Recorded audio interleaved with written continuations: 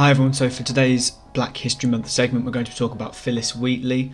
So Phillis Wheatley was born in West Africa and she was bought as a slave and moved to America, and when she was 20 years old she moved across to the UK or to England. But she was actually the first African American poet to be published, so quite an amazing feat, and this was back in I think it was 1773. When you consider the amount of time that poetry has been around, that's actually quite incredible. That was actually a huge contribution to the anti-slavery movement because her writing was so good, and there's a theme running through here where people that were raised as slaves or were bought as slaves have managed to prove to society that they have an intelligence. It's almost like people were assuming them to be some sort of stupid people or something like that. Phillis Wheatley was another person who proved the pro-slavery movement wrong, and basically showed that slaves have intelligence, have the ability to actually think as the same as them almost, which sounds ridiculous, but that's the way the world was back then, is that people just didn't see slaves as human beings really. So that's definitely someone to check out, Phillis Wheatley. I'll leave a link in the description. Thanks. Okay, so as you can clearly see, this recording isn't live. I was really ill when I was recording these clips, so I took my webcam off. But as you can see there, Adeyemi and Esposito are both far too expensive for us to afford right now, but I've kept them on the transfer list because, we may well need them at some point. Then we jump straight into our game with Forest Green. So Forest Green, I don't think they're particularly high on the table right now, but regardless, we went 1-0 up early on, 20th minute, Quigley scores. To be fair, Quigley has been fantastic for us so far this season, and you'll see that towards the end. We then go 2-0 up with Butler. Again, Butler's been fantastic, and you'll see him pop up quite a bit. However, annoyingly, we score right at the end of the half, 45th minute, Whitehouse scores for Forest Green. And then we miss a sitter. So I believe that was actually Musiala who missed the sitter, which is quite unfortunate. And then right at the end, our keeper makes a brilliant save, only for them to get a corner in the 90th minute +1, and they score to equalise. So Forest Green 2-2. As you can see in a second, there's no more time in the game. We don't manage to get the win, so we come up with a draw. Hey, it's a point, and it's annoying, but it is a point. And then we jump straight into the next game against Swansea City because, to be honest, this was a cup game, and I want to focus on the league, so I want to get Barrow promoted if not the first season we're there, then pretty soon after. So didn't feel the need, and I just quickly skipped through it. We lost 3-1, but that's not a surprise. We used our second team for that. Jump straight into the game with Cheltenham, so we lose, I say we lose, we go down 1-0 to Cheltenham early on, but then yet again Quigley coming up with a goal to make it 1-1, and we're back in it. And let me tell you, this game we score a lot of goals. So then again Quigley with another goal, near post shot, making it 2-1. Shortly after half time, we get another goal, not from Quigley this time from Butler again, running in from CDM, coming forward and scoring a goal. I've just got a feeling he's going to do so well for us. We then make some changes. A frequent change we make throughout this whole series is Gribbin coming on for Musiala, because Gribbin's a similar rating and playing very well as well, so we'll definitely keep hold of him. Then Cheltenham get a goal back to make it 3-2.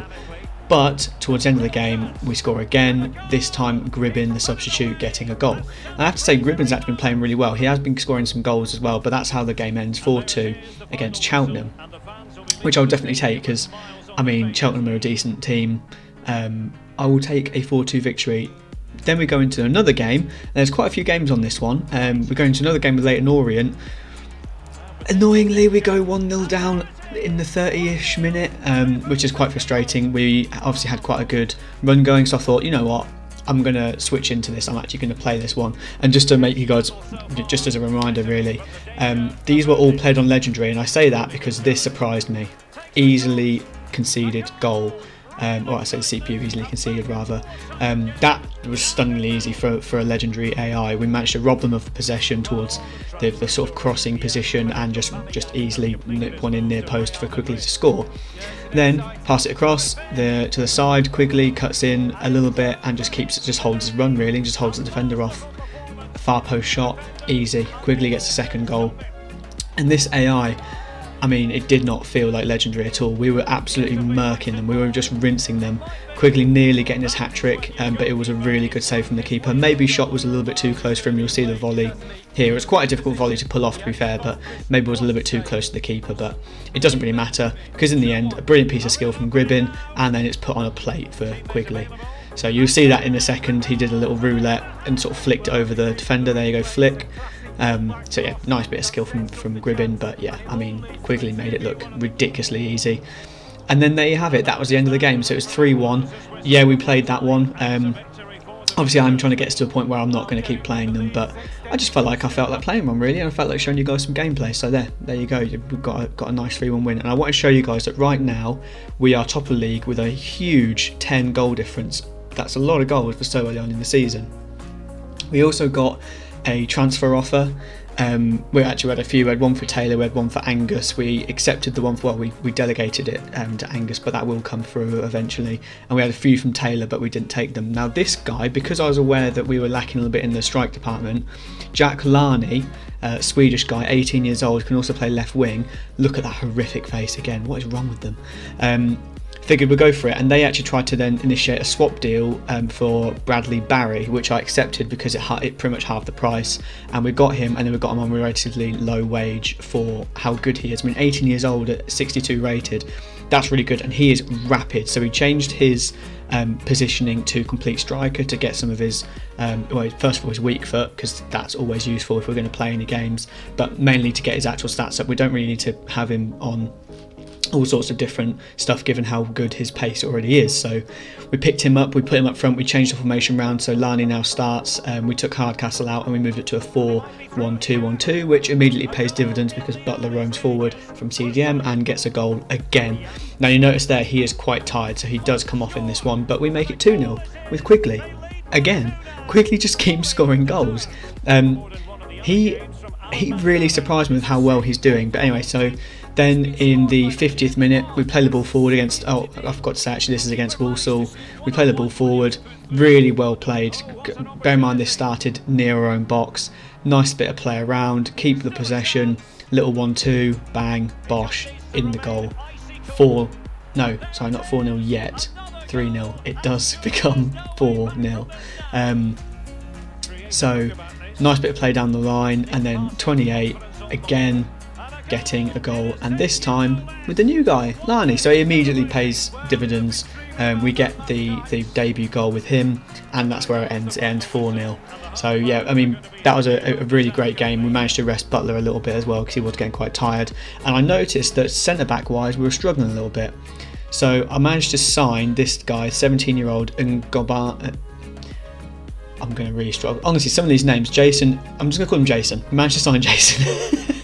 Again, on a swap deal with Scott Wilson. They would drop the value. Yes, we ended up paying more technically in value, but I figured Scott Wilson will take. And then on a really low, really low expectations actually, he only wants to be a rotation player, and then a really low transfer and salary as well. So we managed to get him.